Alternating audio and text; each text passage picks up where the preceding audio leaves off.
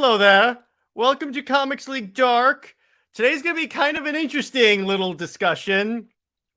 We're going to be celebrating 500 subs, talking about Suicide Squad Kill the Justice League, the new Marvel trailers, and whatever happens to make us interested, because Lord knows there's not a lot right now. So let's bring in the panel. I've got a pretty packed panel this week. First off, making his epic return to Comics League content, hello there, sir. Howdy, how's it going? Welcome back, dude. Welcome back. Next up, we've got... I am Phoenix! What's up, Nick? Wait. Does this mean the armistice the armistice proposal has been accepted? It's holding. It's holding. It's a Christmas miracle. Next up,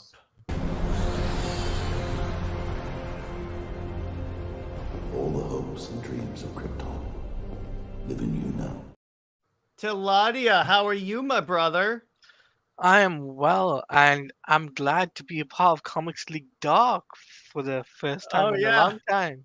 Because for those who don't know, he's in the UK, so it's like in the AM for him. So yeah, 5 a.m. All right, so lad, how does it feel to be back on a Comics League panel? Yeah, it's really nice to see everyone again and kind of join in on the night talk show with everyone. And we've got a newbie to the Comics League panels. We have Nyx.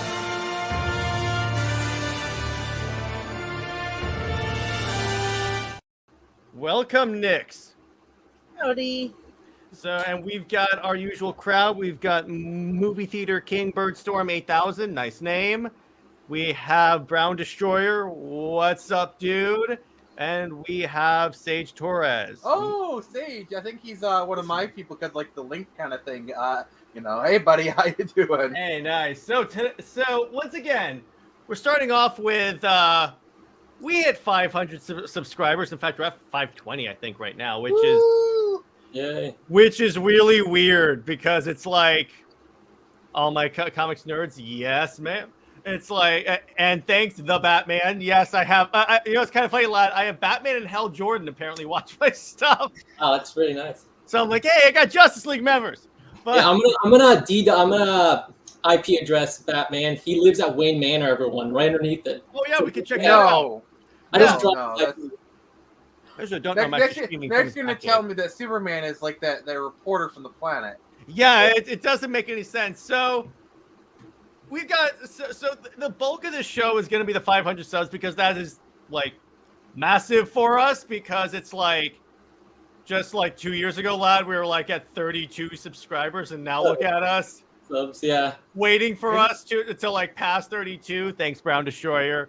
It was like because we were at 32 for like a year, I think, right, lad? Yeah, it was a long year pretty much of stuck at 32 subs. So that was like right when you started the channel and we got 30, and then it was like a year where there was no growth, and I bet that was really challenging to keep uploading content despite just feeling stagnant, And we got one more Comics Leaguer.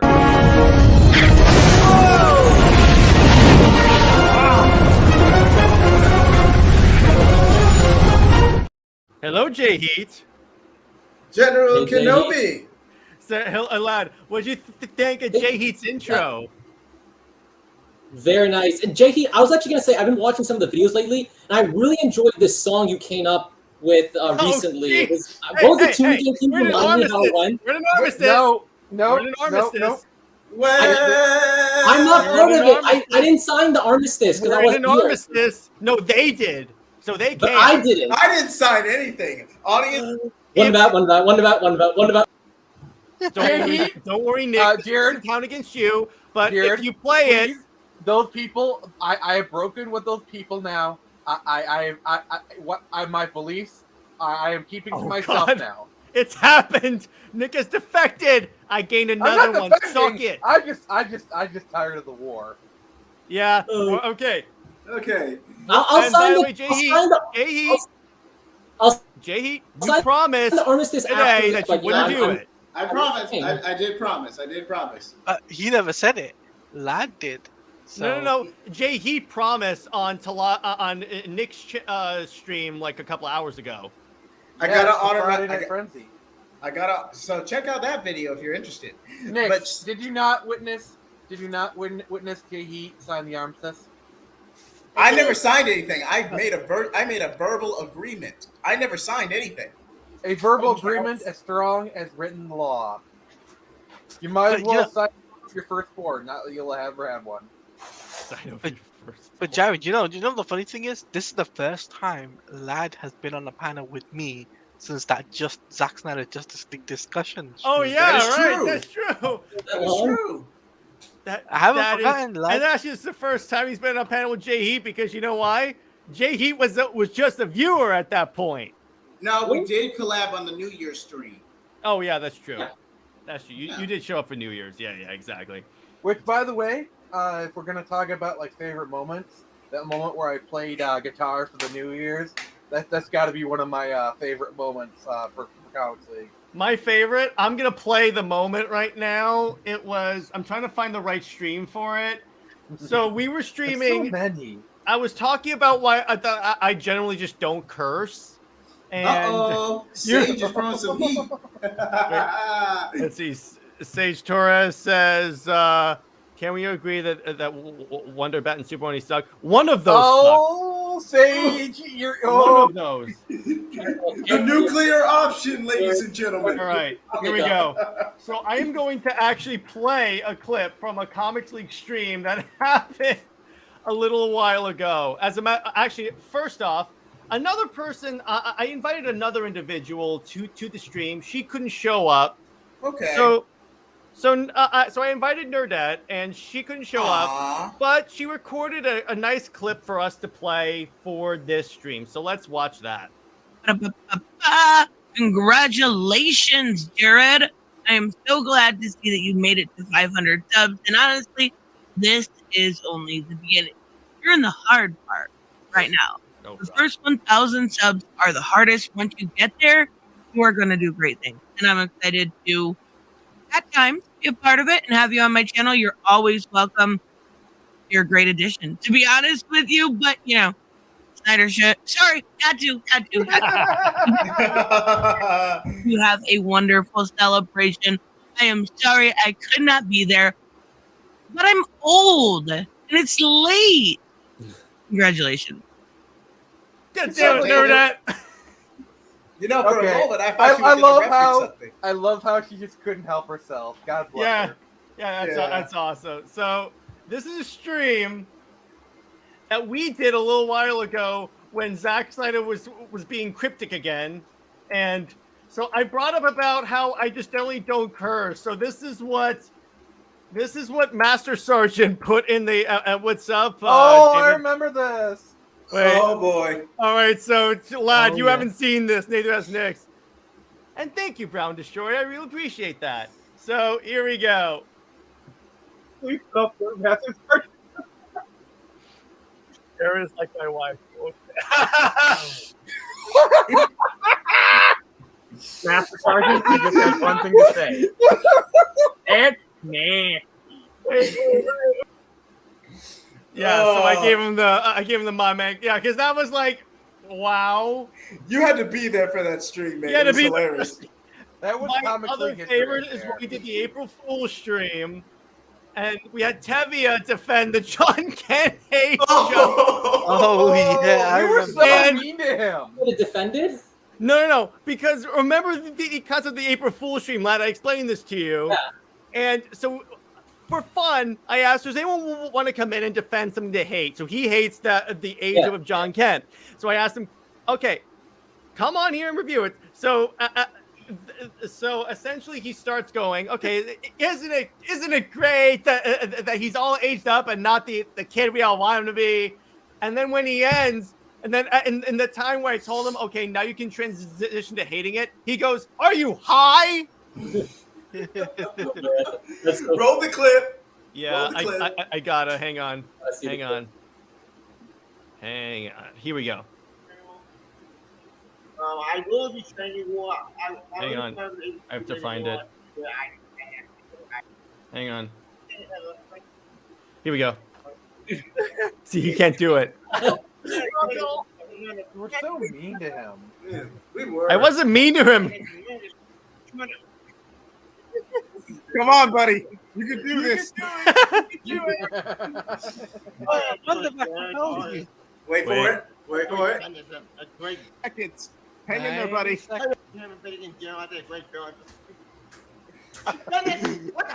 Oh, here we go. Here we go. Okay, here we go. 4, Plus this lad. 3, 2, 2, 1. 1. Now, Tevia, tell us your real feeling.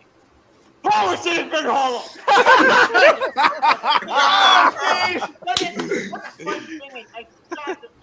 You're wearing Wait, the same wait. shirt, man. Wait. Are you high? He was holding that one in. Yeah, and by the way, I am wearing the same shirt. And Also, speaking highlight of, what Brown Destroyer just commented. Oh, God. Yeah, Oh, man. April Fool's stream was great. Nick did great. Oh, when Wait. Nick had to review Captain Marvel, he Roll sounded it. legit. I still Roll hate it. you. I still hate you that you made me do that. Yeah, so by the way, lad, he had to review Captain Marvel. You sound really passionate about it. I don't know. I mean, it sounded like there was something deep there. roll the clip. Hang Roll on. the clip. Lad, you're lucky you're in Florida, otherwise I strangle your ass. At least Here we go. Marvel 2. And like, Keep going. You got 2 minutes left. I love how you had the straight white female bossing all the black people around. That is such great. That is a great way to defeat racism right there. It's had the white women boss the black people around. That is how you do it. That is progress right there. Okay, so wait for it. I'm gonna go all the way to the end. I was on a trip, so like I had to use my cell phone. That's why the quality's so bad, by the way. So, and then we counted it down. And Oh, God. You learn to ride and thinking. This But is awesome. you could have gotten Black Widow, but instead we got this. Okay. All right. Mine was pretty. I think mine topped it. My Superman 4 review topped. He had to review It Superman was pretty 4. good. It was And None I of had these to people, do- by the way, I'm the only one who did their comics homework. I just want to bring that up. I'm in Nick, graduate school, Nick, so I don't know. what'd you think of Nick positively reviewing Captain Marvel? I hate you, and you're lucky you're my friend. I wasn't asking you. I was asking Nick. Jeez. No, you're asking the other one. Yeah, see. She's holding it in. She's holding it in. So the Let it out. concept, Nix, was that we all assigned each other a movie and comic that we know the person hates, and we have to positively review and act like we're the biggest fan. I had to do Joss Whedon's Justice League. That was. And that was a struggle. Hey guys, Oh, the audio. I live tweeted my reaction. What, lad? I got the audio from Jared's confessional about the Wonder Bat. Ah, What he confessional? said it. He said it. He said it. What confessional? Fair game. Fair game. And thank you, David. Mhm. Oh my gosh, yeah. I mean, so let's go around. What are your favorite Comics League moments, boys? We'll start with Taladia. My favorite Comics League moment, and I must say this, is when the time. No, I'm not going to mention the name. Is the time when Jared actually talked about Justice League, right? And literally, Don't say it, because guess what? Good thing said. We're in an armistice. We're in an armistice. said good things about it. Don't make me play Nick's clip. Hey! Lad hasn't seen it, so Nick, Yeah, you mind let's if we play it. show it real quick? Play it. Okay. Just this I'm- once, Nick. It doesn't count because we're still in peace. This is just a demonstration. Okay. So, lad, I put this together for Nick. So, for concept, he doesn't he doesn't like Batgirl and Nightwing being together. So, you know what I It's not did? that I don't like it. It's my preferred ship is Nightfire. Okay. So here's what I did, Nick. I mean, lad. 3, 2, 1. 2, 1. So this is where you hang out.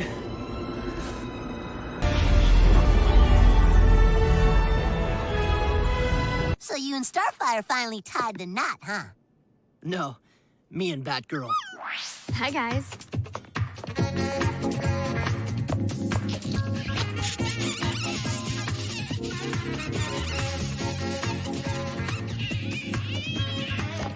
Oh, I do.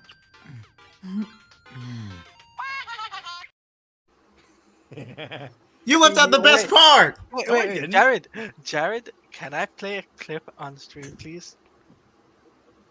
I don't see why not. Lad hasn't seen it. Oh, okay. You can do that? Yeah. I need to be on camera. No, I for think you this. want to Go ahead. Go ahead. let's. If you let's see it. can. Yeah. All right, let's see it. I know Here you it do. Oh, I know comes. what he's doing. Play it. Oh no. I see that. Oh yeah. Hold on, it's lagging. And there's no audio. No audio? All right, one second. And by the way, lad, for context, this is my intro whenever I join Taladia's stream. Yeah. Let's This see is it. Hold on. Why didn't it play audio? And by the way, this was a Mandalorian discussion, lad. It wasn't even a Wonder Bat discussion. Which, by the way, tomorrow's Under Two Capes, I did a sales analysis of the Superman and Wonder Woman comic book series from the New 52. All right, there you go. You should play it Force now. be with you, Wonder Bat. It's lagging. Did that work?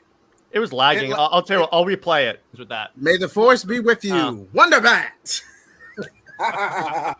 It kind of freezes in the beginning. But anyway. You get the point. You get the point. You get the gist of it. You get the point, yes. His So, reaction is priceless. Jay, what is your favorite Comics League moment? Oh, there are so many. Well, there's my Superman 4 rant. That one. But he legit told me, lad, that's what made me watch. You made me watch Justice League, a-hole. Don't look at me. Hey, I'm not the And one by who the way, reviewed Gotham Knights. I just asked him to show. I didn't say you had to watch it. I just said, hey, I'm going to be streaming it. If you would like to join me and suffer with me, that's fine. And I supported you. Thank you. I appreciate that. But you acted with such hostility. But what's No, another but- good moment? But we were there with you for. Yeah, you were there, and you get bonus points. But go ahead. Nix, you've been awfully quiet. I'm just taking it all in, trying not to ruin the armistice. Yes, exactly. But Jay Heat, that can't be your only favorite Comics League moment. There's also you mentioned Master Sergeant. That was a good one. That clip that in the intro. Oh yeah, that's a good one, Taladia.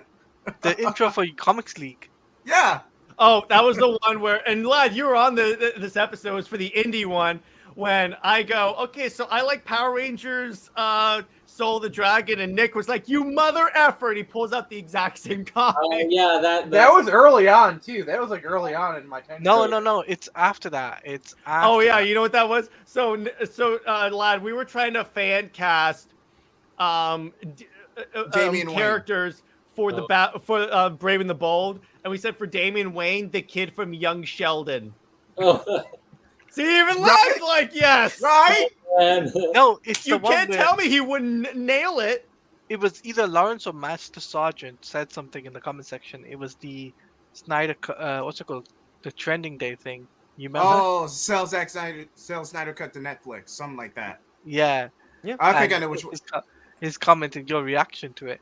Mm-hmm. Okay, I remember that. That was a good one too. What about you, lad? Favorite Comics League moment besides founding it? Yeah, no, favorite moment. There's like so many episodes we covered. I remember like the first time that I reviewed a comic. I think it was for the Spider Island. Spider story. Island, that's correct. And I did a really bad job. I was like really, because I just only watched you do it, so like it was my first time doing it, and I was not prepared well, and I feel like it was. I realized it's a lot harder to do a comic book review than I thought it was, because you just do it so naturally, and so I was like, it didn't go great.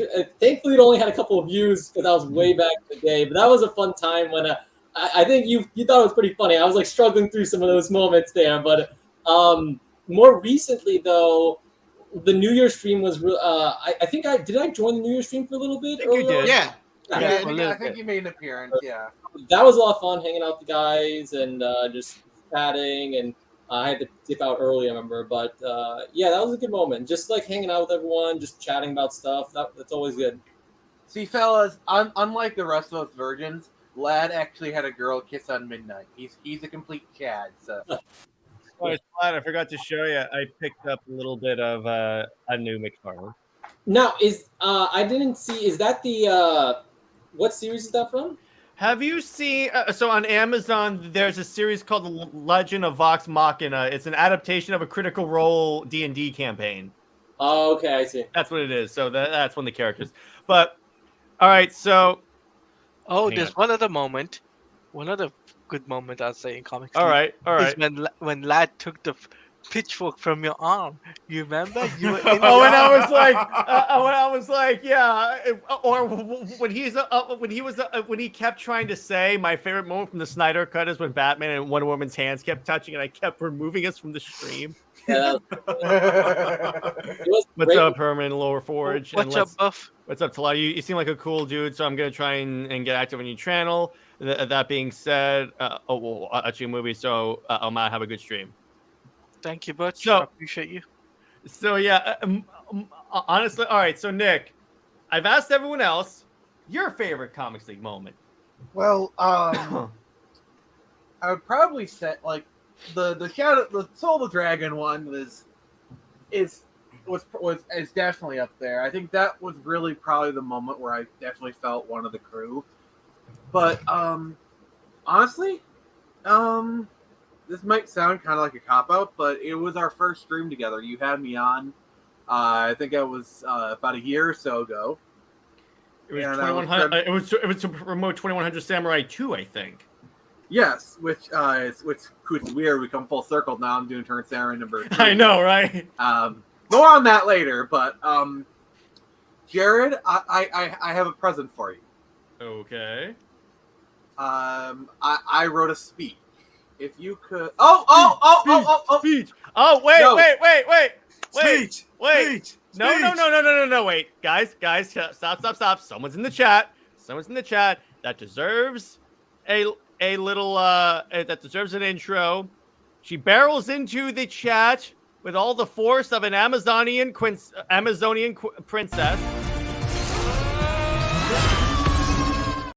What's up, Snyder Queen? Love you, Sammy. Yes, like she said, it was a cute moment when their hands touch. It was the anyway, Nick, Snyder Queen. focal moment in the movie. That it hinges. The whole DC universe hinges on that focal moment, right there. Now, nice. Sammy, Queen. glad you can be here. Snyder Queen, if you're still in the chat, with your permission, I will sing a tune for you on screen. No. So no, that's not what this game is about. So but you know what? Nick also, Claudia. Nick has speech. So, do you think we put some epic music, or you want me to just go for it? Let me see. Is there any music? And thank you, my friend. And let's. It wouldn't have been a 500 sub celebration without our queen making an appearance. Let me see. Hang on. What? Okay. Hang on. Hey, that works. Here you go. Oh my God, I'm getting okay. Jared, from the moment we first met, I knew you're a special individual. From the very first stream we did, I knew you're going to be my friend. Not just any old friend, but a friend that would be with me to the end of the line. So as we all sit here, gathering together to celebrate the first of what will most certainly be many milestones, I want everyone to know just what kind of person you really are. You are a uniter, a peacemaker. You bring people together in a way that is seldom seen. Without you, Creature would not have done nearly as well. Without you, my YouTube will remain an empty shell.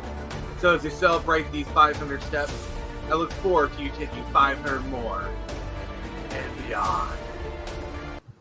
Not bad. I like that one. Oh, nice job. That was really good. So it's a lot of this is what you get when you have a writer on staff. So. Oh, thank you. So, Taladio, what were you saying? I was gonna say another cool moment of Comics League, I would say, is the time when I came on the show for the first time. Do you remember that? It was because you had like Gotham Knights scoops or something like that, and I was like, "Hey, Yeah. you want to?" It was me and Nick and Nick and I were like, "Hey, you want to bring him on?" All right. Yeah. And the first time I met you guys, you changed the landscape for streaming. Let's put it like that. Right? Whoa. Wait, what? That's Okay, because- how so? Because that's a high praise. I appreciate that, brother. Because you made it interactive and you brought a viewer from your chat into your stream, and you made them feel welcome and part of the crew. Here. I appreciate Now, that. I remember the first time you had me on the panel. I believe we were talking about DCAU, and we were talking about which was the best Lex Luthor. Yeah. I mean, I think me and I don't know if it was Taladia or me with Nick, but we debated like whether DCAU Lex was the best Lex Luthor. We debated that for like 5-10 minutes. Oh Yeah. yeah, I remember that. and this is what I meant when like Garrett is like the great uniter, you know. And literally, it turned into Jahid. For those that don't know, on the background, I went to Nick and I goes, "Hey, you know what? That Jahid guy is pretty cool. I think we should have him on as a panel member, like a permanent co-host." And he's like, "Yes." Yeah. Immediately, he was like, "Yeah." Didn't even hesitate. He was like, "Yes, let's do it." Yeah, because like obviously because the connection was there, you know, all the back and forth and whatnot, you know. Honestly, the moment I knew that Nick was a cool dude is when, before you even started recording, I log in. I'm wearing my Snyder Cut hoodie with the logos on the sleeve. He goes, "Nice hoodie." And I went, "This guy knows what's up." The moment I knew that Jay Heat was cool is when he goes, "You better have." When we were kicked into, when we were doing the Snyder Saturday streams talking about the movies, and he goes, "Okay, so if we're going to talk about the Snyder Cut, you better have the Banhammer ready in case anyone brings up Justice League." I was like, "Yeah, this guy knows what's up." There you go. Yeah, like for and me, you had a like, point. the thing that for me the magic moment was like you know, we were doing that initial stream, and it's like we interacted so well, and I think you even commented it's like that moment from that one Will Ferrell movie. It's like, did we just become best friends? It's like you could have just felt it, you know what I'm saying? And I gotta say, Nick, two of my favorite moments of Comics League have been interviewing Mike Barron and Chuck Dixon. Dude, those are That is an honor. Because of Nick's connections. I got to interview Chuck Dixon, the co-creator of Batman and one of the most prolific Bat family writers of all time, and Mike Barron, one of the most prolific Punisher writers of all time. Don't cut yourself short, Jared. You got to interview Gabe El-Taib. Oh hell yeah! He was like my third interview, I think. So, Oh, and you You did that one all on your own. I don't deserve any of the credit for that one. I wasn't even involved with that interview. Another good moment was our collab with Thinking Critical not too long ago, and these two gentlemen got into a heated debate about Clark and Lois. Like it was like what's up, Legion? Oh, by the way, to talk about Wes, my favorite Comics League moment of all time is the first Wes collab I ever did, because that's at 32 subscribers. That's what because a lot of them are watching this. It's like within like an hour it had like 100 views, and we're like, the hell is happening right now? Then the minute we got to 33 subscribers, we were like, we're doing it. That was a time. I guess you could say he's going to make it after all. Okay. Okay, that old reference is old, I guess. Yeah. just a little bit. A little bit, but that's just what you do, Nick. You have really outdated puns, but it's fun. Yes, and I render everyone speechless. I'm just that good. All right, I'm gonna ask the panelists. Have any of you guys ever seen, like, and this is random, but I just thought about this because this is what I was doing afterwards. I mean, before the stream, I was watching the old like Resident Evil movies, the ones that have nothing to do with Resident Evil, and I wanted to see, because I liked it when I was younger, and I'm like, did they age well? No, they did not. Let's start off with Nyx. Nyx, have you seen any of the older Resident Evil movies? Yes. What do you think of them? Not really to my taste. They're not Resident Evil movies. They have no connection besides the virus. They've got a few of the names of the characters, we'll say. They don't have the characters themselves. They borrowed names. Nope. It's like what's kind of funny is that when I was playing Resident Evil 6 after watching the movies, I'm like, where are my superpowers? Why can't I cause a shockwave? You should have been playing Resident Evil 5 because then you could literally punch a boulder. Oh, that's fun. There you go. Oh my god, Nick knew exactly what I referenced. Actually, Nick, speaking of weird punches, has Nick ever told you about the retcon punch from DC? Oh, okay. Oh, JD knows what I'm talking about. So I know what you're on about too. So many years ago, so what DC did is after Crisis on Infinite Earths, their first reboot, they placed the Golden Age Superman, Alexander Luthor, the good Lex Luthor from Earth 3, and Superboy Prime, Lois, and Lois Lane. How could I forget Lois Lane? They put her in what's called the Paradise Dimension, which is like everything is provided for them, and they can look out and watch all of reality. So, and by the way, and then during this time period, Jason Todd died, and this is important because I need you have to understand this. So what happened is, Superboy Prime was so pissed off that the superheroes were getting all dark and dreary that he punched reality. Yes, he punched a hole in reality, and that sent ripples that revived Jason Todd. So, Jason Todd's original back-to-life story is someone punched him back to life. Okay, yeah, that is true. That's what it is. That's what it is. And I thought a Falcon punch was overpowered. Retcon punch. Falcon retcon punch. Yeah, exactly. Retcon kick. That'll be me if I can. Yes, I know Snyder Queen isn't. You know, it's kind of funny when I first heard that story. I'm like, that is the most comic book thing I have ever heard. Okay. I mean, I'd have done the same if I was Superboy. So. Superboy Prime, and then he comes back to Earth.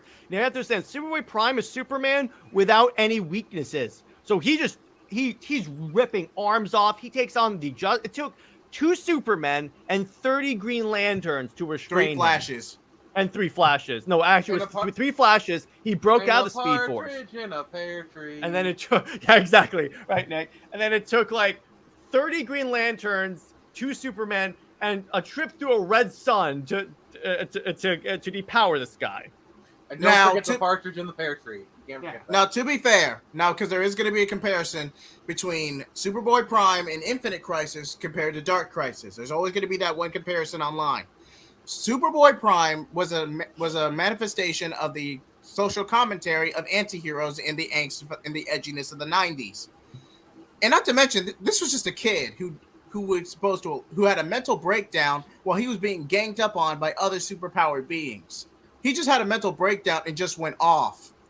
Pariah just went off the rails after millennia of torment after casting the original Crisis. It's similar, but it's different. All right. And in honor of that, I have to play this clip. I have to go to Nick's account real quick so I can retrieve this clip. I'm like...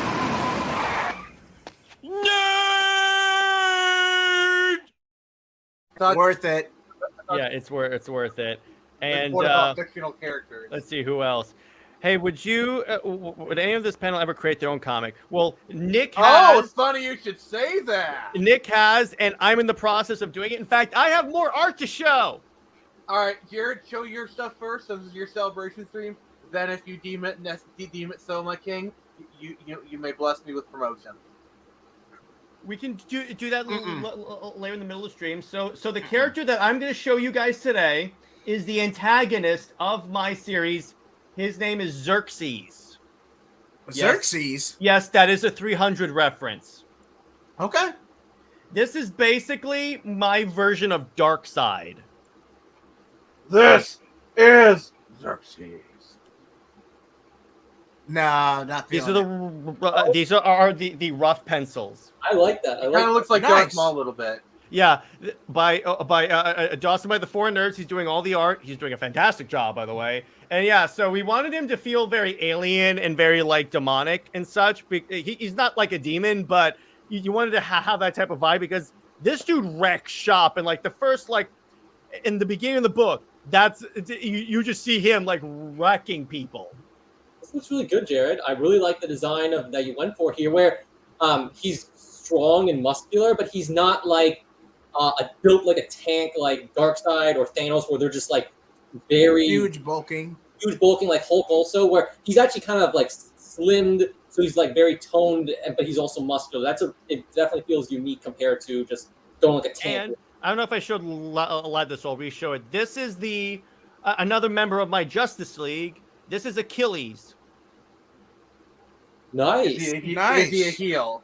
No, he's not. He's not a heel. I was So thinking Too easy. Too So easy. basically, his power is like he's like my berserker-like character. He's like he's a melee fighter. So imagine him like a less powerful version of Superman, because I already have my version of Superman. But he's basically like the one you go to if you need stuff wrecked. And thank you, Snyder Queen. And David Impaler says a lot of anti-Snyder crowd reminds me of Superboy Prime. He was trapped in nostalgia and idealized a past that never really existed.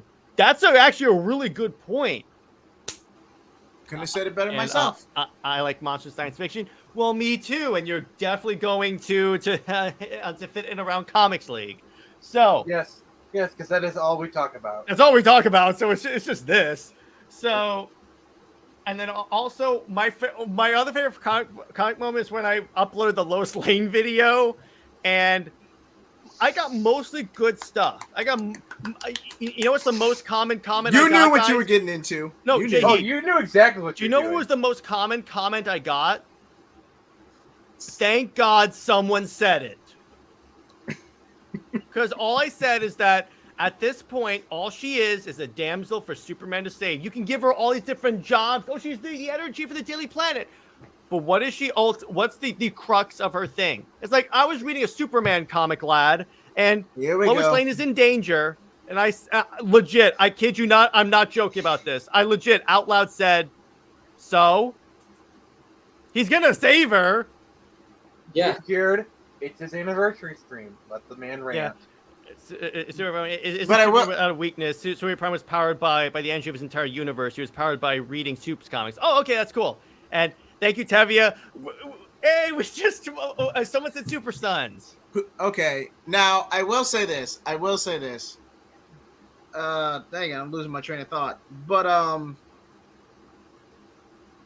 it'll come back to me. I can't remember. But Choo, mother ducker. oh, now I remember. Now See? I did it. Now I will say this.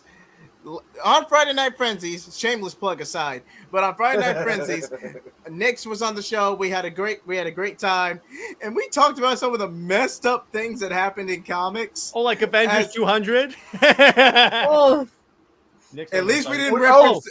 by the way, we never got around to telling her about Sins Past. Oh, Or okay. So Superman what and happened in Barbara. that storyline is, and Lad knows what I'm talking about being a Spider-Man fan since past, Lad, is that's the storyline where Norman Osborn slept with Gwen Stacy and impregnated her. One time, it was an Elseworld No, it was story. one time, but the worst part is that there's a panel where you see his his face. yeah, you see the face, and I'm like, no, this is stupid. Let's just say it really puts the O in Osborn. They have. It's called. Well, I wish they would. And oh, Jesus, Nick, what the hell, dude? Wait, okay, I have a clip for that one. There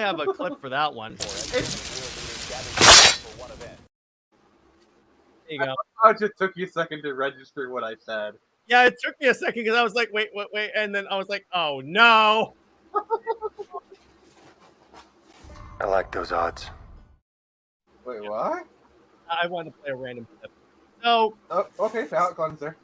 now I think, and thank God Sins Past was retconned out of existence. Yes, that was retconned out of existence real fast. Nick Spencer was like, nope. So you're saying they put the sins in the past? Okay. Nick, knock it off. Now, before we transition out of the celebration, I have a speech that I've sort of thought out, and I'm gonna go full screen for this because why not? It's my stream, so screw you people. It's your party. You can cry if you want. Speech. Yeah. Speech, all right. speech. Hey, I'm gonna do. I'm gonna do speech. Back off. But really, so thinking about this, and it's really funny because Lad has a little note that he sends me all the time that has like an update on all of our subscriber counts when we reach these milestones. And when I think back to having those, see, here's the thing.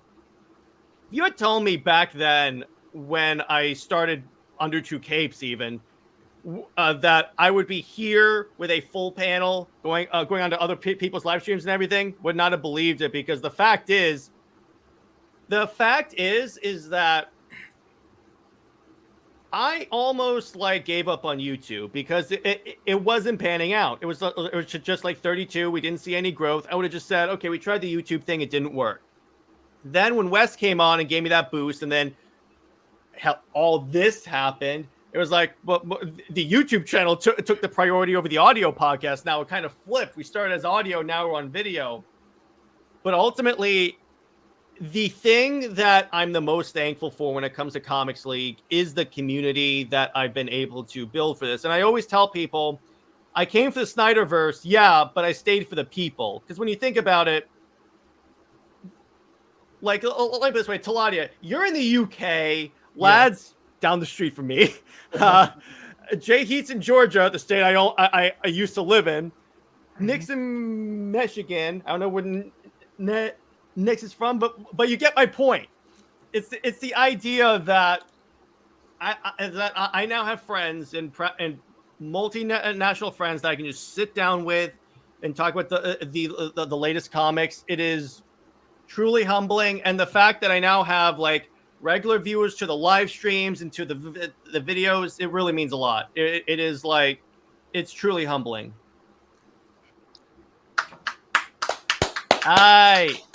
And I didn't find the channel until recently. I was when I introduced it to a lot of people. Oh, thank you. And Tevia, we joke, but we're glad you're in the chat regularly too. We love you, buddy. Jared. Yeah. There is somebody who wants to also. Okay. All right. I know what we're doing here. There is somebody who wants to congratulate you. And I'm waiting. It's Courage. Oh, Courage Courage. wants to say. Is that Courage wants to? Yes, he's mine. He's yours? Courage. Yeah, he's my boy. He's Courage wants to congratulate you on 500 subs. He's so excited. So, who wants to talk about some trailers?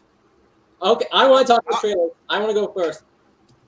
And hang on. So I have two trailers that we're going to talk about: the Marvels and Secret Invasion. Yeah. Which ones do you guys want to talk about first? Marvels, get out of the way. Because I've only seen the initial Secret Invasion trailer, so I can comment on it, but I haven't seen the latest one yet. All right, so let's talk about the Marvels. See, the thing about it, and I was thinking about this. Okay, the best part of I see a lot of growth in your future. Thanks, Dave. See, the thing about it. Well, here's the problem with Secret Invasion. Way too small scale for Secret Invasion. Because if you've read that comic, who here has read or knows the story of Secret Invasion? I have. Yeah, exactly. It's a large scale thing. And I'm like, I get that you don't have access to a lot of the characters that would make Secret Invasion, but how about you like bring back Robert Downey and like Steve and Chris Evans for a show and just say you're Skrulls now? Because that would be quite too much star power. Too much star power. They don't want to pay him. Too much star power equals too much money. Yeah, but how much is Marvel's going to make according to the panels? Honestly, with how everyone's opinion of Brie Larson has soured, I don't see him making $1 billion because they can't say it's required viewing for another Marvel movie. What's up, lad? I'm gonna say thing is, okay, so Wakanda Forever made what, 700 million roughly, and that at least had like the Black Panther IP going for it, which was like super popular. Like at least Black Panther was a respected IP. I'm gonna say, that one, this movie's gonna make 600 million. Mm-hmm. If it outgrosses Wakanda Forever, I will be shocked. Because at least Wakanda Forever is at least a somewhat okay movie. I liked it way better than the first one. I enjoyed it a lot more. I just wish Chadwick. But I'm using Wakanda Forever as my benchmark as in this. So, lad, what about you? I'm actually really hyped for it. I thought the trailer was really cool. Oh no. I'm one of the few people that Boot actually him off. I enjoyed the first Captain Marvel movie. I don't have What the Marvel. I really don't. I really did enjoy it. When you describe her characterization in Endgame, I do agree that she came off as like I'm better than everyone else and I can just handle the situation. But I have no problem with her in Captain Marvel. I actually really enjoyed that movie for what it was. It's like a prequel piece. And this one, I think it's gonna make a lot of money. I think you're underselling it. They're kind of listing it as like a mini Avengers film with the three of them. You know, obviously Monica from WandaVision and Miss Marvel has a lot of fans from her TV show. And I've been a big fan of the character for a long time from Mrs. Marvel. So I think it's gonna make a lot of money. I think there's a lot of hype behind that movie. Yeah, but here's the thing: they can't like say it's required viewing for a Marvel movie. But all right, so Nix, your opinions on the Marvels trailer? Are you hyped or just annoyed at this point? Gonna be honest. Didn't Go really ahead. like it. Hey, Oh, that's we fine. didn't either, so it's all Lad, good. Lad is really the only person who is the wrong. I'm Ireland. Jared, I have a question for you. Yeah. Remind me again why this person is your friend in the first place. Hey, he's been making fun of me about one about way longer than you, ingrates. He said it. He said it. That's two. Can we get a drink, Pete? He said it. He said it. No, I'm gonna say he's been making fun of it for the longest time, dude. And by the way, to refresh everyone.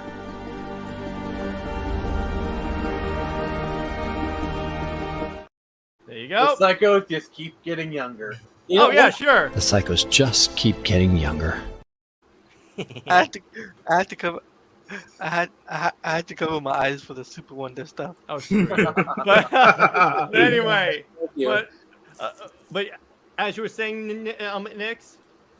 I don't know. Just I said on Twitter that I felt like it took 2 minutes out of my life in a sort of significant and terrible way. I don't really know how to describe it better than that. That's 2 minutes of your life you want back. Yeah. So Somebody's you'll never gonna get pay back. for those 2 minutes. Okay, Snyder Queen, to play devil's advocate, yes, it is going to make more than Black Adam, but that's not that high of a bar. Like I really said, not. Black Adam. No, because that ties into my prediction. Black Adam made about $400 million. I think Captain Marvel's going to make between $500 and $600 million. By the way, I just want to mention this. So Mario has been out less than 2 weeks, and it's already made $500 million. So Oh yeah. F you, Marvel. I'm sorry. And by the way, Rolling Stone, who published an article saying that if you don't like this movie, you're a misogynist. Okay, so if the fan base is misogynist for not liking Ms. Marvel and you think they don't like female superhero movies, explain to me the reception of Wonder Woman 1. Explain to me that. Explain to me the legions of people who have been wanting a Black Widow movie for so long. A good Black Widow movie that doesn't that doesn't butcher Taskmaster. Lad was there with me. I walked out of the theater and I'm like, oh no. You were visibly upset. Because here's the thing. Lad doesn't know as much about the good old Tony Masters that I do. So I'm like, oh no. Because here's the thing, going into that movie, I saw tweets saying they ruined Taskmaster, and I'm like, okay, you know what? This is probably someone over exaggerating. As soon as the reveal happens, oh no, they're right. They ruined Taskmaster. And the thing is, it's not that they made Taskmaster a woman; it's that they made her a personality-less husk. They made her a mute, and Taskmaster. It's like you think we would have learned this lesson from Deadpool, or X-Men Wolverine. Like honestly. You could have okay. Can you give me the floor for a second? I got to say something. No, second. We're moving on. And the thing is, from this, you could have made a female Taskmaster work. Like literally, all you had to do was change the fact that she knew that Natasha tried to blow her up, and the fact that the Taskmaster is still the daughter but she's working with her father because of revenge and hatred for Natasha. No, It's but literally here's the that thing, Nick. simple. That's No, all you Nick. had to do. Nick, here's the stupid part. The writer said we couldn't figure out how to get the comics Taskmaster into to work with the Black Widows, and I'm like, any amount of superficial comics research into Tony Masters indicates that he trains henchmen. He's an instructor for the Black Widows. Make him the brother, like literally make him the like. Here's what you do. Actually, no. You make it. You turn the daughter into the son, and Obviously. yeah, and then you blow it up, and he's still working with them, and he's the one who trains them. Yeah, there you go. And by the way, so Brown Destroyer asked the Flash, how much money you guys think the Flash can make? $1 billion. I think it's going to cross $1 billion. I think it's probably gonna do between 7 and 900 million. I don't think it's gonna cross $1 billion, because basically this movie is the only thing that it has going for it is Keaton. Yeah.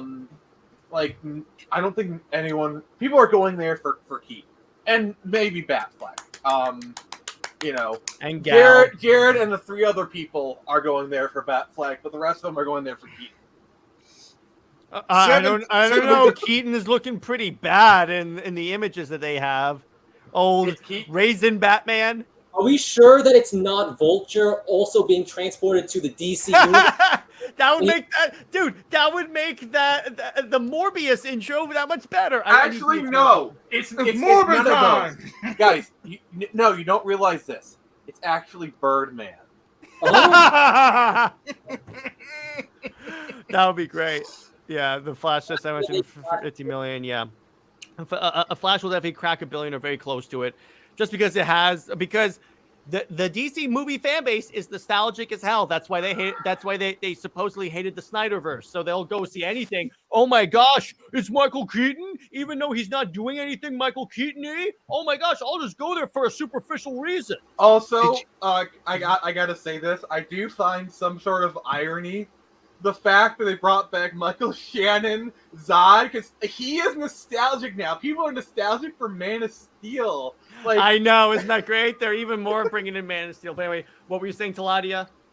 Did you guys see the tease for the trailer? Yeah, the Affleck looked bad. Here, I'm going to share the cowl, and because there was a picture of the cowl, and it looked very like this. I'm going to share it. All right. Here's it in the actual trailer. Now, granted, the CGI is supposedly not done yet. They say that every time. Every time we criticize the CGI of a trailer, they say, "Oh, just wait, the CGI isn't done yet." Then we go in the movie and it's the exact same CGI. There you go. So, Jared, that is freaking bullcrap. And here you go. I want to curse, but I respect you too much. Thank you. And here's the cowl. Look at this. See, here's the thing. Most of these shots are like blink and you miss it shots that most people would never notice anyway. So I think this is kind of in bad faith a little bit. Yeah, it's not official for it. It's like a teaser or something like that. So it's not like, I hope it looks better. I want it to look better. Hi, and most of these shots, no one would notice anyway. The only people that you're noticing is because they're literally going frame by frame looking for stuff. Yeah.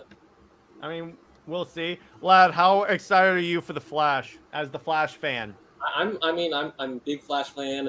Grant Gustin, I may tune in for the finale of that series. Have you seen the news report? Yeah, I know. But I'm Wait, what news report? That he said he's not coming back and that he's not going to have a cameo in the Flash. And I was like, oh gosh, yes. Listen, he sounded a bit like Andrew Garfield when he was saying he wasn't going to be in the movie. So I think he's playing werewolf. I mean, he has a point.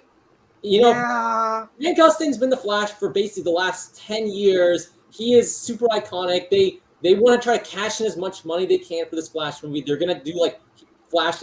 Ezra's running through the multiverse, and they see in the corner or something. Yeah. They meet up, and then Grant puts his hand on Ezra's shoulder and goes, "You're not the Flash. We are." Oh, no. Okay. Here's what's going to happen. If we do get a Grant Gustin cameo, it's probably what they're going to do is they're going to reuse footage from Crisis on Infinite Earths.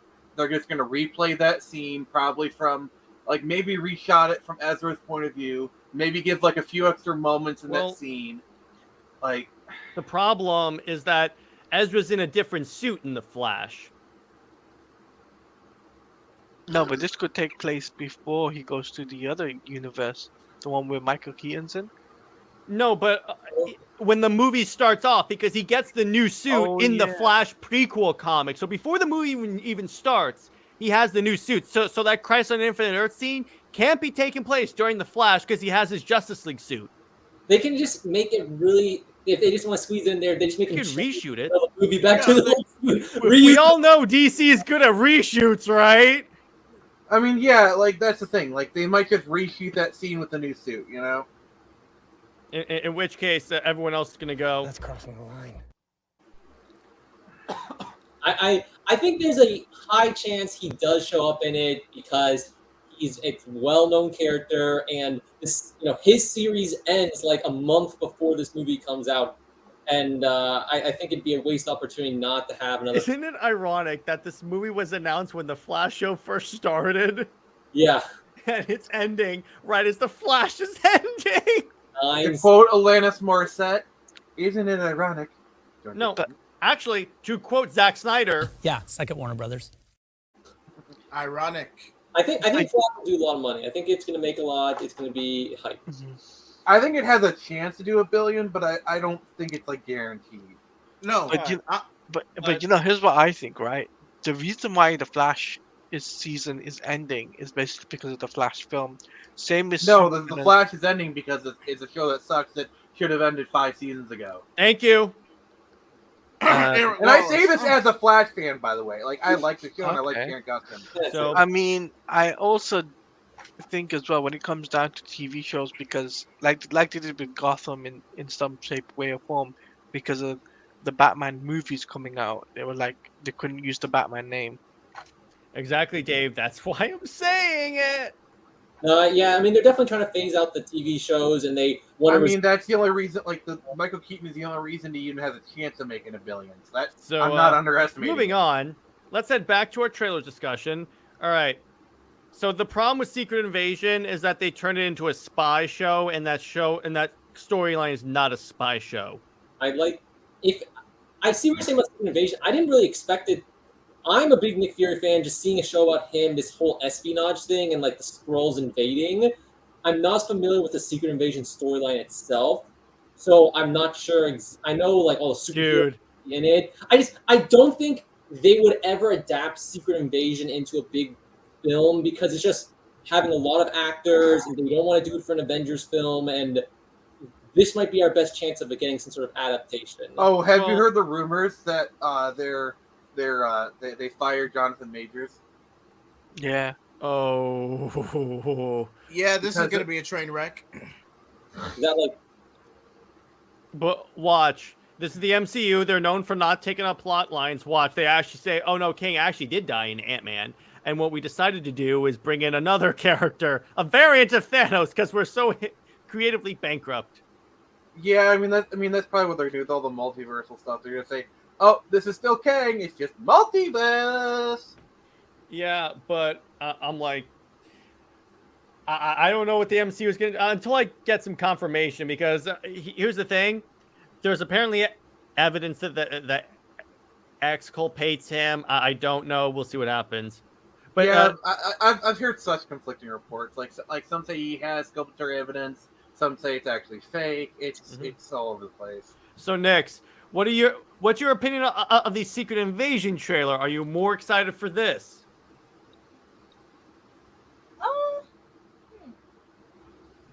Well, it definitely is a nice change of pace to see them, like, at least for the trailer, show it to be more serious and like kind of like not really darker, but like kind of grittier. Mm-hmm. I think I've just gotten so worn out of Marvel movies just being joke after joke after joke. Yes. Kind of just humor fest. Mm-hmm. Someone says it. Thank you. I think it's if they keep the tone from the trailer, I think, whether or not it ends up being like the comic it's named after, I think will be, at least a breath of fresh air. Yeah, Oh, we'll and see what David, happens. and Dave, this is definitely going to be an Ezra Miller situation. And Brown Destroyer. Okay, you're thinking of the Secret War storyline where Nick Fury and a group of superheroes invaded Latveria. We're talking about the storyline where the Skrulls invaded, and then Norman Osborn was later installed as head of S.H.I.E.L.D., and then he turned into Hammer. That's where we get Hammer, lad. Yeah. Wait, are you saying it's Hammer time? Oh my god. The tone of Secret Invasion is something. Putting like the namesake aside, I watched a trailer and I was like, there were no jokes in this. I was like, are they gonna cut a joke in at the last second, after the action scene? But there were no jokes. Serious tone. I got the Nick Fury's a fascist. I got Winter Soldier vibes. Oh, sorry. And it's exciting because I just want like a serious tone, ground level. Nick Fury's great. He deserves his own project after all this time. I like the Skrulls, Talos, all of them. So I'm hoping it's Maria Hill. She's always like around, but I feel like she needs to get a little more prominence because she's been around forever. Yeah, basically Maria Hill is kind of like Carter, where it's like she's always popping up. It's like, do they just have her on like a speed dial and like they almost like because Carter just, like for example he showed up in Doctor Strange just like. Yeah, it's by the way. Yeah. And Brown Destroyer, that is true. But Comic Story and Comic Pop had an interesting suggestion. What they should have done is put Civil War before this movie, so the superheroes are divided, and then the Skrulls invade, and they could say this is all a Skrull plot, because they sort of implied that Civil War was because of a Skrull invasion, and at least the 50 State Initiative, which was intended to put like a team of superheroes in every state, was a Skrull plot the entire time. So they could have done that, but I don't know. Well, we know why they did Civil War, because Warner Brothers announced Batman vs Superman: Dawn of Justice, and that and also the only reason they did Eternals is because DC announced a New Gods movie. That is literally the only reason they did. Or DC announced Zack Snyder's Justice League. Well, no, Justice League was a catch up to Avenger. That's Warner Brothers' fault. Well, I mean Zack Snyder's Justice League. I'm not talking about Justice League. Why did you say I don't that know what you're name? getting Roll at. the clip. Roll the clip. Yeah, I might as well. Why did you say that name? There you go. Yes, that's the clip I play all the time. I'm confused. What Skrull has to do with Kang? I don't know what Secret Invasion has to do with. That's the problem. The MCU is also giving out so many projects, doing so many other things instead of building up to Kang. They're just throwing crap at the wall and see. Because what at this sticks. point, they're essentially in another phase 3 right now, because we're approaching Avengers, and then the problem is they're not, because in phase 3 it was all against the Thanos. What's up, Taladia? I was gonna say what they're doing is a Walter Hamada. That's what they're doing right now. I gotcha. Yeah, second Warner Brothers. Yeah, they're doing a Walter Hamada, sticking anything at the wall, expecting anything to work. But after No Way Home, a lot of the movies that MCU have or TV shows that have come out haven't done really well. Think about it logically, and I think Secret Invasion after that trailer, I don't know whether that series is gonna do well.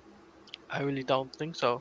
And the other thing to add to this is Marvel clearly knows that they're kind of up crap creek because they announced, we're gonna do less shows, and also they know how stretched thin they are, and it's their stuff is underperforming. Let's be honest.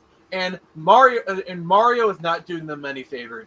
Oh, Mario's whooping wait. Top Gun Maverick did not do them any favors, okay? No, the fact that Mario is the highest grossing animation opening ever, the fact that it has whooped Frozen's butt, that is a black eye. That is an L for Disney. Point. BVS is the better movie. Well, yeah. We're looking at even the theatric. Nah. Cinematic Universe coming up. Yeah, I don't think the MCU should have made TV shows. They should have just introduced new characters so they can make something that can top the eventually. Yeah, they shouldn't have. Yeah, go ahead, Nick. The problem with Disney Plus is they made that stuff essential. Like stuff like Hawkeye, that's fine. You know, you're doing side stories. Or Moon Knight. Or Moon Knight. Like, you want to do your lesser character, like, do some experimentation. Or even Ms. Marvel, honestly. Like, Ms. Marvel would never have gotten a movie to begin with. Maybe she would have starred in something else. But, like, a series, it's perfect for a character like her. Perfect for Moon Knight. And, dare I say, She-Hulk. Actually, probably would have been Marvel. Yeah, I said that. I'm sorry. Say that. I'm so sorry. You know, the smaller characters. Loki, the problem with Loki is it's set up. It's kind of essential. Yeah. And WandaVision should have been a movie. Like, WandaVision, like WandaVision should have been a movie first and foremost, because that is that movie is key to Phase. That show is key to Phase 4. And how about the fact that, remember, Doctor Strange was originally supposed to show up in WandaVision? Mm-hmm. She-Hulk was dope. I enjoyed it. That's fine. I'm glad you enjoyed it. I personally was meh on it. I was more like, this is why. Because even at the end of the show, they make it so they make it basically that the show never happened, and I will never forgive them for what they did to Scar. No. Oh wait. Are we still talking about WandaVision? Oh, okay. We're on She-Hulk now. We're on She-Hulk. No, because Sammy brought up She-Hulk, so I had to say I will never forgive them for what they did to Scar. You know what I did? As soon as I first saw that episode, even audibly I was like, oh no, and then Dad's like, what? And then I pulled up a picture of Scar. Scar does not have a man bun. He's going in. Let's play devil's advocate here. All She-Hulk was to cement the MCU getting the rights to the Hulk characters from Universal. It was a corporate acquisition show. That's all She-Hulk was. But at the time it was being developed, it was let's just say a certain event in 2016, and everyone was riding that bandwagon. The show gets delayed about a year and a half, finally comes out in 2021, and the trends died down and no one cares anymore. And it was cringy. It was very cringy. Nick, right. What did you think about She-Hulk? Oh yeah, I want to hear this. I think the less I say about She-Hulk, the better. No. Well, please Here's Scar. Here's Scar. You're among friends. This is a safe place. It's okay. I absolutely did not enjoy it. I tried at one point. I didn't get very far into it, unfortunately. That's fine. It's not for me. It's okay. It's okay. I think, trust me, we all felt the same way. I think She-Hulk is at her best when she's a confident Yes. woman. Someone who actually wants her powers, who wants to look the way she does. Dare I say you like She-Hulk when she's a strong woman? Exactly. Well, and here's the thing. She is the closest Marvel has to their Wonder Woman in terms of one of the most famous female characters that they can make stuff with. Because wouldn't that be Storm? Or Princess. They can't make any X-Men projects. Not for another 2 years. Yeah, so they can't do X-Men. They can't do Fantastic Four. She-Hulk was the only one, is the best option because that's a character that people like as opposed to Captain Marvel. Yeah, because like X-Men has like tons of like really iconic women like Storm, Rogue, Jean Grey, Emma Frost, Shadowcat. Yes, I say yes, absolutely. The X-Men are coming. Although I'm not sure I want the MCU to handle the X-Men after what I've seen so far. Well, they did have one executive that wanted X people or X women or whatever. Well, they got rid of her. What's up, Nix? I also I did not like how they portrayed how she got her powers from Bruce. It's okay. Just take your time. Absolutely infuriated me. Mm-hmm. The whole thing. He's trying to help her, and she's like, "No, I've got this. I'm under complete control of my anger." Blah blah. And it's like the whole show is just showing you, no, she is not. She thinks that she's this strong, capable woman. She's not. She's got the emotional control of a toddler. And my issue with She-Hulk started when, okay, so she's talking to Bruce and she goes, I handle stress infinitely better than you do. And I'm like, really? Were you hunted by the U.S. military? And did you watch half of your friends get dusted? No? Shut up. Lose the love of your life. Emotionally and physically abused by your dad, which, if you actually count Hulk 03, he did confront. But I'm just saying, in that version of She-Hulk had no reason to say anything. She was just talking out of her butt. So, Nix, as a lady, can you confirm or deny that being a woman makes you infinitely better at controlling your anger than a man? Oh God, no. When I was younger, I actually had to go to a psychiatric hospital wing in a kids' hospital for anger issues. No shame in that. At least you got the help you needed. And honestly, like, I don't know, comics, Jen Walters, like, before all the dumb feminist stuff happened, she absolutely was in control of her anger. John Byrne run? Not always, of course. She wasn't perfect. But she at least made the effort. The Jen Walters in the show acts like a bratty child who isn't getting her way ever. It's like, and the worst part is, by their own admission, they said, we don't know how to write courtroom dramas. All right. I have to use a Nick clip. I have to use Please. I have to use a Roll Nick the clip. clip.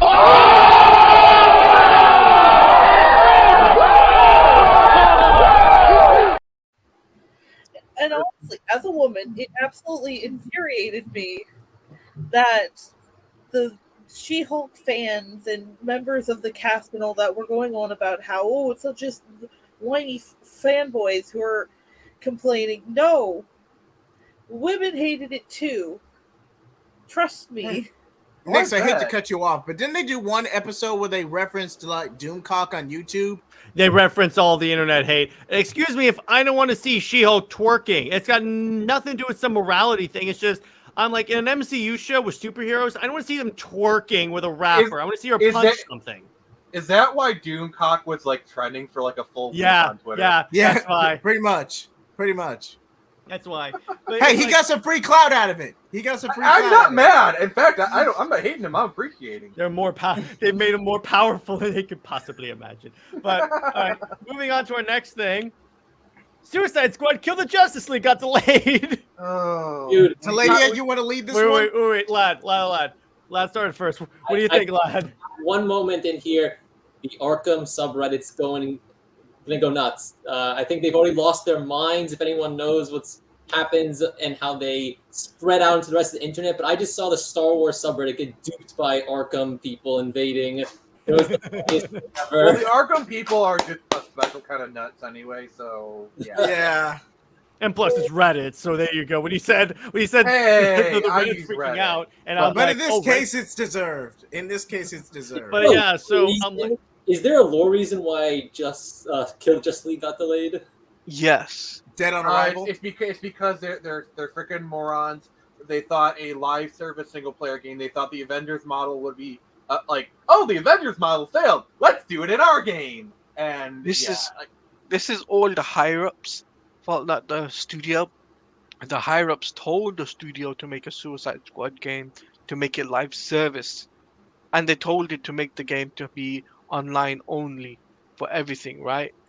But it looks like what's happened now is after the backlash and everything else, it looks like they might be taking that element out, which is online only, and reworking the game entirely so that it does have the offline mode.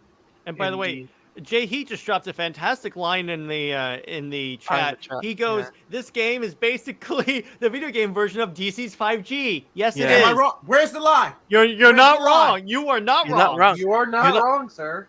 You're not wrong, because the fact is, Rocksteady, what they should have done is they should have literally made a DC game that isn't live service.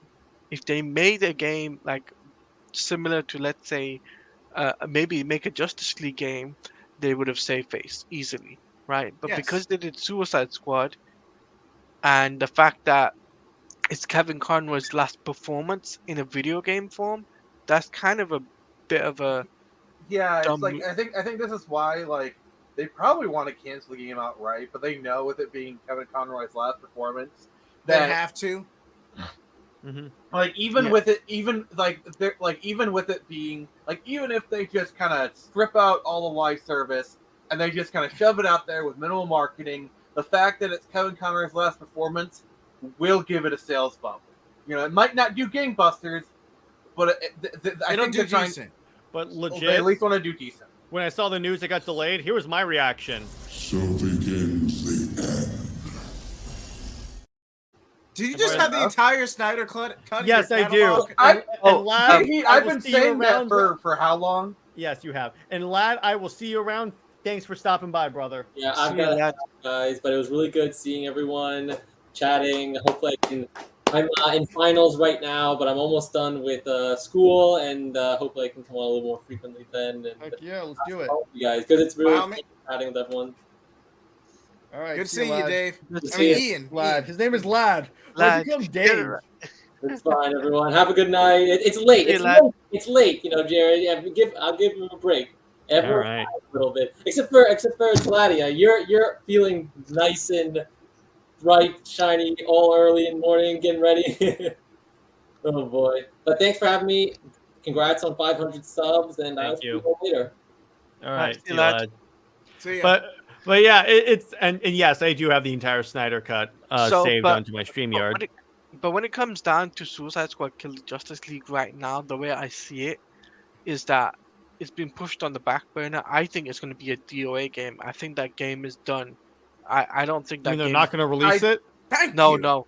no. I They mean, have to at this point. they're going to release it, but it'll be a DOA game, just like Gotham Knights was. Gotham Knights essentially had no content. They had content for the game, but they cut it at last minute. They cut out so many villains, all that stuff. If you guys want to see a good analysis of that, check out Teladia's channel. Yeah, check out my channel. to I point in did the a right video on direction. it explaining all the concept art and assets that did not make it into Gotham Knights, and I think that might be the same case for Like Suicide Squad. Catwoman. So let's exclude Catwoman in a game where we have the death of Batman. That's a good idea, right? Or Damian Wayne in a story Yeah, that involves his mother in the League of Assassins. And the death of his father. Isn't that the best idea, Nix? Isn't that the best? Oh yeah, just great. Yeah, there you go.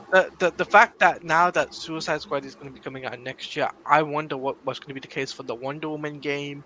What's going to be the case for what's going to be the case for multiverses?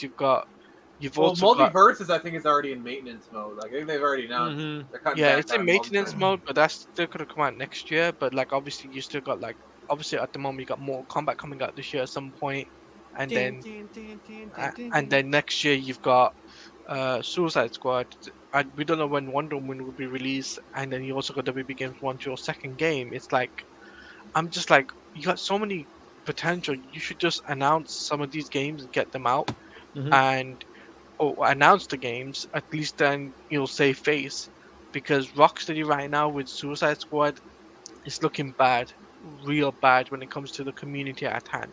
I've seen the community basically on their Discord server saying, why you delayed it for?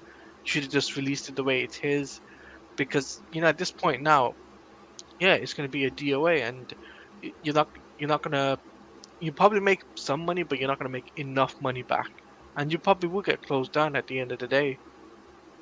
Which is sad considering I Yeah. love the Arkham games, so there you go. Yeah. And Jay Heat brings up a fantastic point in the chat. He says DC does what it always does: panic and reboot. Yes, exactly. That's what they Yep. do.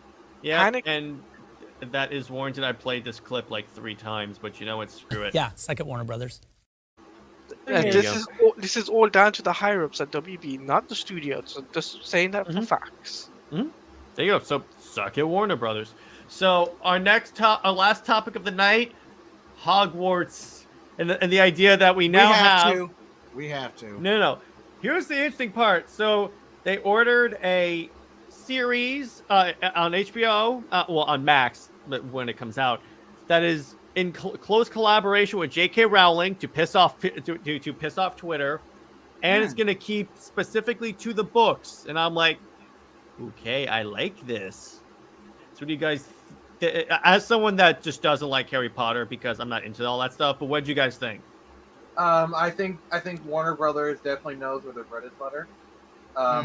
Like the parks have had like monumental success. Like the parks have allowed Universal to literally not only compete with Disney, but like also like beat them kind of at their own game, you know. And so I just think Warner Brothers knows what they have. Plus the fact they probably saw Hogwarts Legacy did well. Let's just ignore Twitter. Oh yeah, that definitely. I guarantee you, like Warner Brothers saw like, these people like did this big like boycott. Not only did it not have an effect, it actually like you could make an argument actually helped it. Oh, it definitely made a profit. It definitely made a profit. Oh, it did gangbusters. Now, okay, now this isn't everyone. This is just some people. Just because, okay, how can I put this delicately? Don't. Also, I just want to answer what Snadequid is saying. I get your feelings about J.K. Rowling, but not everyone shares those opinions, Snadequid. You are entitled to your opinion. You're allowed to. That's it. Fine. It's just some people feel different. Yeah, and there's nothing wrong with having a different opinion. There's nothing wrong with that. And the thing is that the problem is the reason why Hogwarts Legacy got so popular is because there were people. It became like the latest underground trend to play Hogwarts Legacy because of that. No, it's not because of that, Snyder Queen. It's not because of that. I get that you feel like that, but not everyone shares that opinion. Snyder Queen, this is probably going to be one of those things where we have to agree to disagree. You are welcome to your opinion. Yeah. It's just, I personally do not agree with it. I can't speak for anyone else on this podcast, but I do not share that opinion. I do not feel like anything Harry Potter related is racist.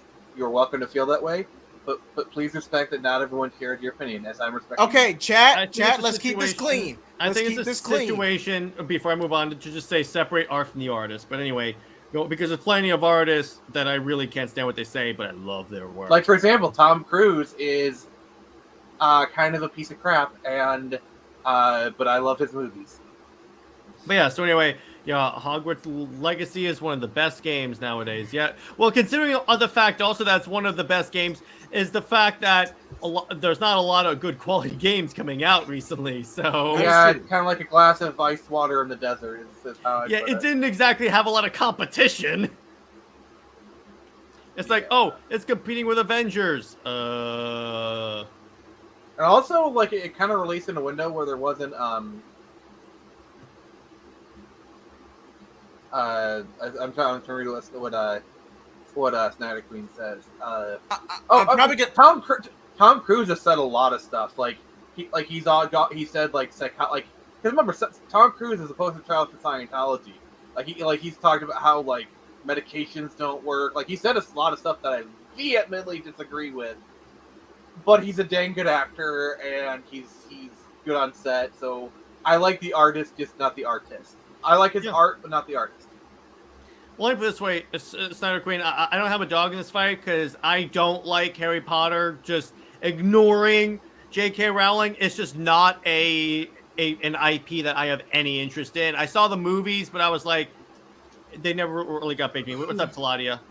So I'm going to say my sense about the whole Harry Potter situation because here's the thing, they're also rebooting the franchise, which I think is a bad move. Oh, yes, definitely a bad idea. Well, it's Warner Brothers. They reboot everything. I know, but them rebooting it is a bad idea because big mistake because I think if done right, this could let Taladia finish, Nick. Because the way I see it is, no worries, Nick. The way I see it is, if them rebooting it, you're gonna get the hardcore Daniel Radcliffe's and all of those fan base literally say, like, you know what? Why are they rebooting it? We've already had 8 films, and it told the full story. And the fact that they want to basically milk the Harry Potter franchise, that's the best way to put it. Well, it's an IP. You're supposed to milk it. Let's be honest, okay? Like it's an intellectual property. Too you're easy. supposed to know. Okay. Too easy. Well, because here's the thing. The last film came out like what, 10 years ago, maybe. 2011. 2011. Yeah, 2011. so over 20 years ago. All right. Oh jeez. Like doing I a saw that one in series like this, because there's two things. Like if this is done right, which we can kind of get into that, is if this can be done right, they said a series where each season is a book literally gives you more time to go and like because they cut a lot out from those books, especially the further along you got, so you can be more accurate to the books and develop more. Like this could be amazing. See this, and here's the problem: is at the end of the day, J.K. Rowling is still a leftist. She's still a feminist, a different breed of feminist, the one that's popular today. Remember, this is still the same woman that made Hermione Black and Cursed Child. So just because J.K. Rowling is doing this does not mean we're free from the changes that we so hate. I just want to point that out. I just want to kind of cool expectations. Okay. And Nix, I want to ask you this specifically. Yeah. How do you feel about Velma? Oh. by the way, Nix, and this is by the way, Nix does like an excellent Velma cosplay, so she knows what he's talking about. Oh.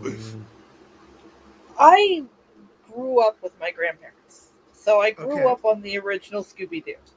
Mm-hmm. Reruns, You were raised right. VHSs, you name it. I have been hardcore in Scooby-Doo since basically the day I was born. I could rant for hours about how they did my girl dirty. Well, I how won't about do you that rant here. for like 5 minutes? How about that? Go Just ahead. 5. I'll allow it. Get out of your system. Absolutely, Let's keep it absolutely PG. horrible. I think I don't like the idea of making Scooby-Doo adult, for one. I think it should remain a kid's property. It should be left to new generations of kids to discover. That's my feelings on it. That they went and also race swapped many of the characters was kind of a big kick in the teeth, especially because they took Shaggy, who is not actually, he was never intended to be a stoner. That was just kind of a joke the that arose. implication was there. The implication was there. The implication, but it's not what the creators intended. It's kind of just like a, oh, whoops, we didn't think about that. But to have Shaggy, Mr. Machine. Let her finish. Let her finish. Okay. to have Shaggy get the most cowardly, almost downright useless member of the team get turned into a black guy was That's kind of racist. unintendedly racist, which I find hilarious because they're trying to push it as progressive. But I feel like, I guess that's just kind of how progressivism has been the last few years. But they made Velma this horrible, narcissistic monster. And it got to a point where everyone was talking about it on Twitter, and I was like, you know what? I don't want to talk about this anymore. I don't want to hear it. I'm not going to watch it. Because all it's doing is ruining something that I hold very near and dear from my childhood. Some of my best, most favorite memories of my childhood was just sitting down in my bed and watching Scooby-Doo. Oh, Be that it sounds the lovely. original show, the movies, whatever show came after the original, His crossover with Batman. his crossover, Which one? many Which one? crossovers by now. Oh yeah, the I mean, first the one. I crossover think. Supernatural. Oh yeah. And then to take Scooby-Doo out of his own darn show and make it about the bookworm that, let's be honest, outside of like fan art and whatnot, nobody really cared about the humans too much. The main No. star was always Scooby. I'm sorry, but I love It's a good true. Velma cosplay. I mean, I love Fred, Velma, Daphne, and Shaggy, but Scooby-Doo was the star. After all, It's- he's it's the an objective namesake proof. of the He show. is. It's almost like making a Mandalorian show about Bo-Katan. Oh! It'd be You like went there. making Batman You went there. the animated series with no Batman, no Bruce Wayne. You're just It's left it's with almost, like Nightwing and about it's almost Batgirl. like making a Batman Flash Beyond show, did pretty well, so It's- that's No, Well, but they that's still had a not- character named Someone- Batman. but there it's was almost still like a making Batman. a Flash show and then literally telling the Flash you aren't the Flash. I thought they were all the Flash. They were Team Flash. I can't believe it's getting a That's second the joke. series. Yeah, well, Okay. supposedly. Okay, now this is Allegedly. how it usually works. The average animated series is commissioned 26 episodes in pre-production, at least 20. So they knew this was going to be bad. They knew this was Mindy Kaling's vanity project in a Scooby-Doo skin suit. So what they did is split the commission into 2 seasons. That way they could save face.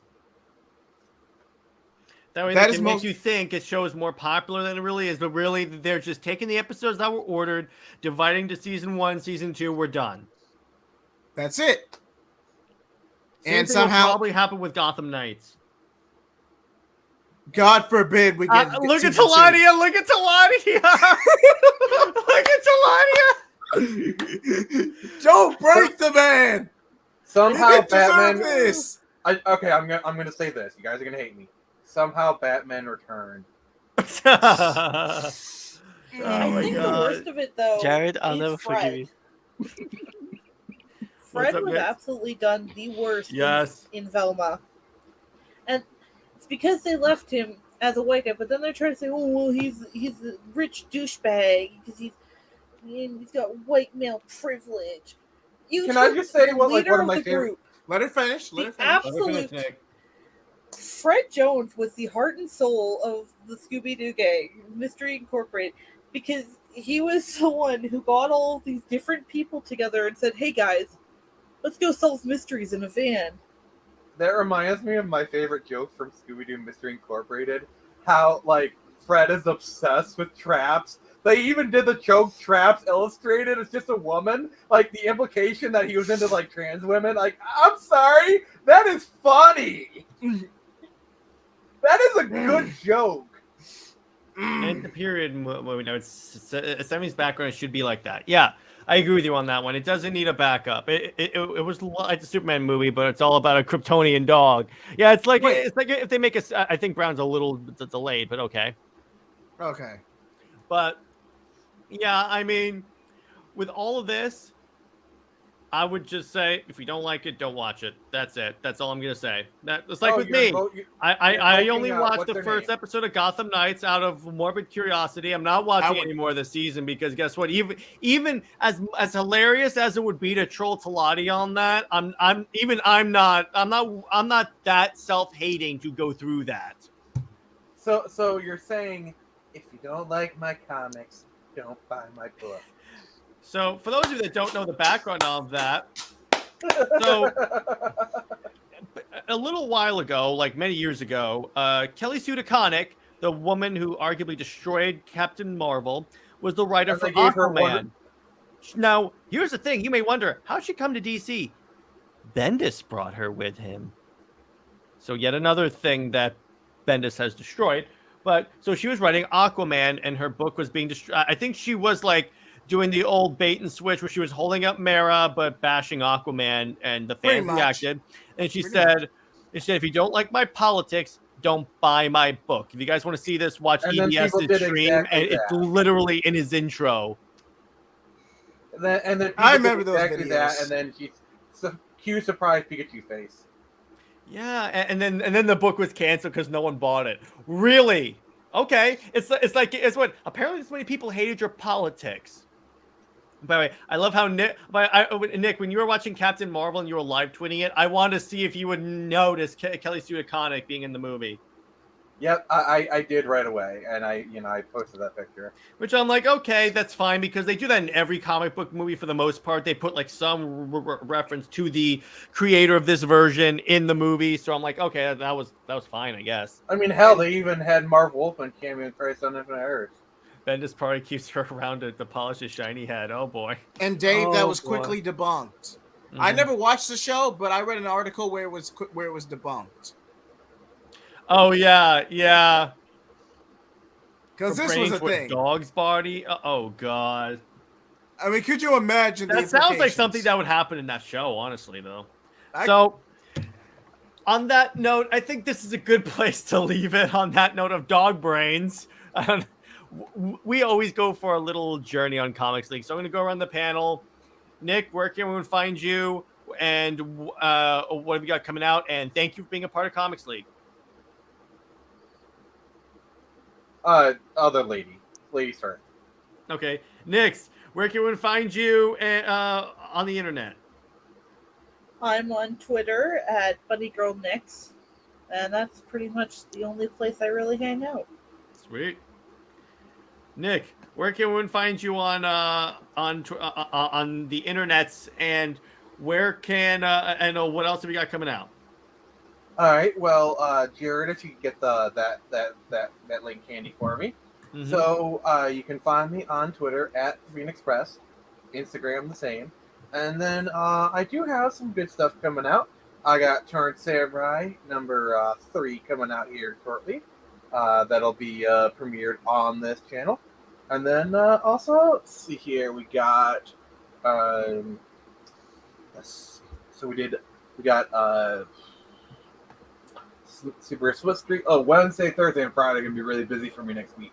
So we got Super Split Screen Bros on Wednesday, my Power Ranger live stream on Thursday, which, by the way, you will want to tune in.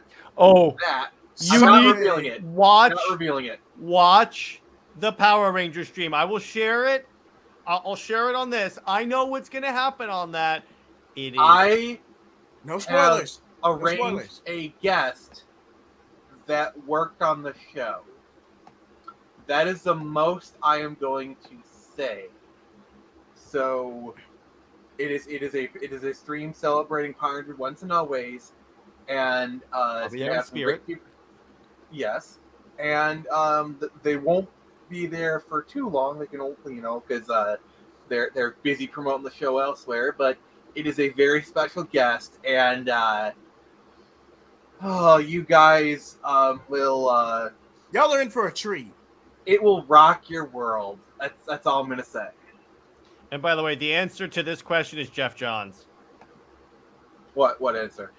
Who is better, Jeff Johns, Scott Snyder, or Bendis? The last one was a joke. It'd be Jeff Johns. I enjoy Jeff Johns' work more than Scott Snyder. I love Scott Snyder's work completely. It's just editorial always holds Scott Snyder back. Yeah, I'll be the first to his admit that. Batman run is pretty dope. Oh, it's great. Also, I'm gonna say this: Scott Snyder is his own worst enemy because he allowed the wolves into his hen house, and he's the one who always buddies up with the Heather Antonoses and just these really toxic creators. He's the one who lets them in, and so I don't really have too much sympathy for him because he does this to himself.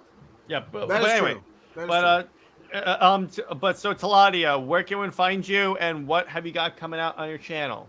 Well, you guys can follow me on Twitter, YouTube, Kick, and Twitch at Taladia Plays. And on Monday, I will be having a special guest on my channel. You guys know, yes, and it's going to be a very interesting time because we're going to be not only talking about DC, but we'll be talking about the comic that I'm a part of. That is, yes, Dreamwalker, and the exclusive executive producer, Mr. Mikey Sutton, will be joining us for that episode, for that stream. Now that is a guest. Yes, it's a guest. He's the executive producer for his show. We'll be talking about the show. We'll be talking about the comics, and we'll be even talking about a few other things too. So if you guys want to know a lot more about Dreamwalker, you want to know a lot more about DC stuff, because I know he loves to talk about Marvel and DC, so you probably want to stay tuned for that because there's a lot to cover there. On Kick, I'll be doing my walkthrough for Batman Arkham, the Arkham series. I'll be starting that maybe next weekend, or I might hold back for maybe a month or two. And also I will be doing a show with the lads, with Jared and Jay Heat, for Into the Multiverse, the podcast that I'm gonna restart up, and that will be planned after Ramadan, essentially, and we'll be doing our first episode soon. So stay tuned for that. It's gonna be amazing, and I promise you won't be disappointed this time. And Dave, yes, I have, and he said he's for it. We just have to figure out time in the day. So be on the wait for EVS to come on my show. So, Jay Heat, where can we find you, and what have you got coming out? Well, you can find me at jheat75 on Twitter, jheatblaze on YouTube. And also, hold on, let me present this right quick. This is a current one I'm working on. All right, let's see what you got.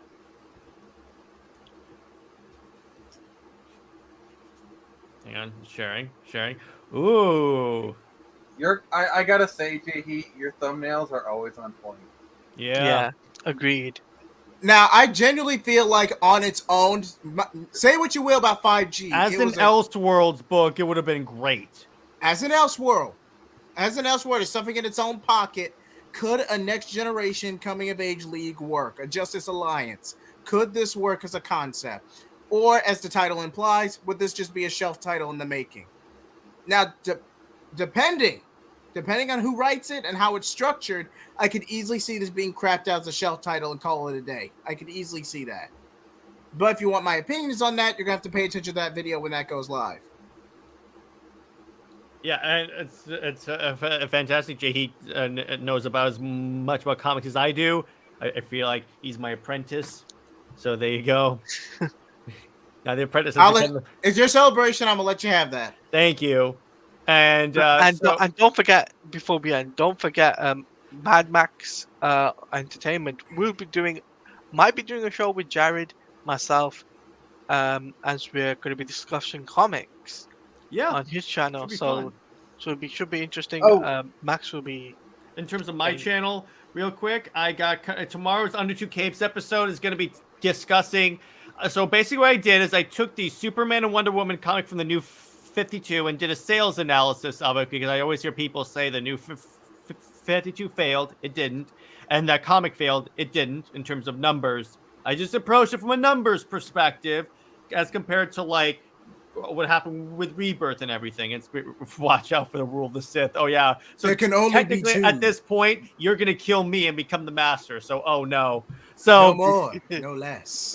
And then for Indie Wednesday, I got an interview coming on with Immortal, and it's me and Nick. That'll be fun. Immortal Rising Comics. He has a comic currently trying to get some crowdfunding. So like the bros we are, we're gonna give him some promotion, showcase his awesome book. He's a friend of mine, and I think you'll like what he's got. It's kind of like a D&D inspired book. Perfect timing, honestly. And then in terms of what else they got coming up, we are still in the process of creating Athena, goddess of thunder. It's gonna be super dope, and I'll keep you guys updated on that. But I feel like we're forgetting something. What? Teledia, it's on the tip of my tongue. What am I forgetting? If you sing that song, I'm going to play Nick's intro. It's on the tip of my... Please don't. If he sings it, the truce is over. I'm not going to sing it. I'm holding to the agreement. No, so. I forgot to mention as well for my channel. I gotta bring this up. Is that as well on my channel? I'm planning to do MME International and bring that to the forefront, where the lads, where we're gonna be talking about Summer Game Fest, because that will be happening in the next couple of months. So like any live streams that come up, I'm definitely covering them. Like if the next Nintendo Direct, Taladia, Jay, and even Jared, you guys are welcome to react to it with me. They announced it like a few days beforehand, and then of course. Well, if it's a Friday or Saturday, I'm down. Yeah, usually they do it on a Wednesday. So Nick and I are actually planning a collab in time for the anniversary, where we cover Mighty Morphin 95 and the live action reboot 2017. So get excited for that. Should be fun. I look forward to that. Taladia, you want in? Well, it's a collaboration between me and Jay Heat. So yeah, I don't mind. If Taladia has the time, he can join us. If I got the time, then yeah. If I got the time, means then yeah. You have to have watched both the 1995 movie and the most recent one. Yeah. Question: What day and time is it? We're recording it Sunday afternoon, roughly. Sunday? Well, it's probably going to be recorded in between, probably after I do the Immortal interview with you, and then and then probably before we record Justice League. Okay, so we'll see about that. But Okay. in the meantime, we got a bunch of good content. We're gonna call it for the night. Thanks, Dave. And yes, thank you all for liking and subscribing. It's been a hell of a journey. I can't wait to get to more Excelsior! 500 with you guys. See you later.